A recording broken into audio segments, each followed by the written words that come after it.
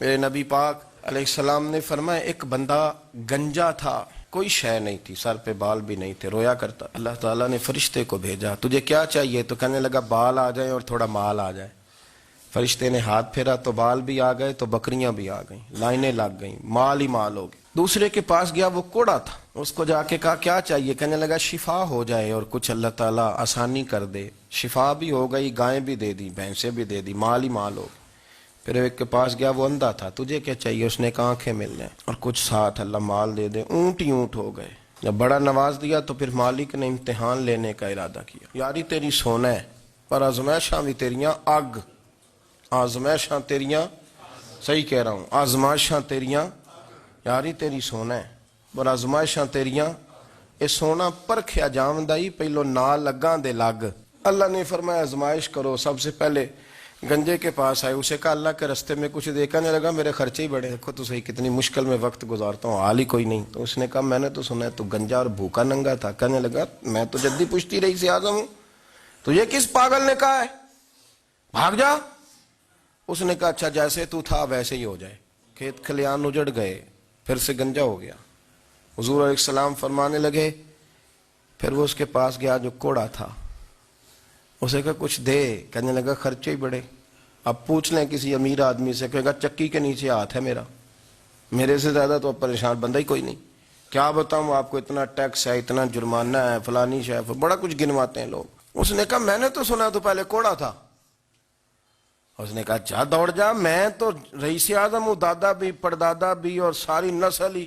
اس نے کہا اچھا جیسے تو تھا ویسے ہی ہو جائے۔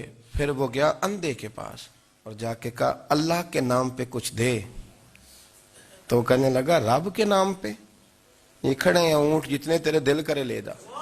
اس نے کہا کیا معنی اس بات کا؟ کہنے لگا یار تجھے کیا بتاؤں، میں تو اندھا تھا، میں نے تو کبھی دنیا دیکھی نہیں تھی، پھر اس کریم نے فضل کیا تو مجھے بڑا کچھ دکھایا، میں کیا بتاؤں، میرا دل کر رہا ہے کہہ دوں کہ پھر اس نے کعبہ دکھایا، پھر اس نے روضہ رسول دکھایا، پھر اس نے ریاض الجنہ کے سجدے دکھائے، پھر اس نے اپنے محبوب کے دروازے کی رونقیں دکھائیں۔ اس نے بڑا کچھ دیا، اس نے بڑا نوازا۔ میرے پاس تو شاید میں بدکار پرانا خادم، کسے در ملی نہ ٹوئی، اے واصف یار نے نظر جو کی تھی، پھر واصف ہی ہوئی۔ یہ تو اس کا کرم ہوا۔ تو یہ وہ کہنے لگا تو اللہ کے نام پہ جان مانگ، میں وہ بھی دینے کو تیار، میرے پاس تو شے ہی کوئی نہیں تھی، مجھے تو اپنا پتہ ہے، میں تو کوئی شے نہیں تھا، کچھ نہیں تھا میرے پاس۔ یہ تو ان کا کرم ہے کہ رخ ان کا ادھر ہے، اور مختصر سی میری کہانی ہے، یہ جو بھی ہے ان کی مہربانی ہے۔ تو وہ کہنے لگا میں بھی کچھ لینے نہیں آیا تھا، تیری آزمائش ہی کرنے آیا تھا، تیری عزتیں بھی سلامت رہیں گی، تیرا مال بھی سلامت رہے گا، تیری شفا بھی۔ اپنی زندگی میں کبھی بھی اللہ کی بارگاہ سے توجہ ادھر ادھر نہ کریں، چھوڑیں لوگ کیا کر رہے ہیں، دنیا کیا کہہ رہی، کبھی بھی اپنی توجہ دائیں۔ ہمارا یہ مسئلہ بن گیا کہ ہماری سیاست ہے، ہماری دنیا داری ہے، ہم بندوں کو راضی کرنا چاہتے ہیں، ہم دیکھتے ہیں کون کس طرح، اور آپ یقین کریں آپ تھک جائیں گے، بندے راضی نہیں ہوں گے، وہ نہیں راضی ہوتے۔ آپ ان کو منا کے لائیں گے تو ادھر والے نکل جائیں گے، ادھر کو منائیں گے تو ادھر والے نکل جائیں گے۔ اس چکر سے باہر آئیں، اس رب کو راضی کریں جو فرماتا ہے ان الذین آمنوا وعملوا الصالحات سیجعل لهم الرحمن ودا۔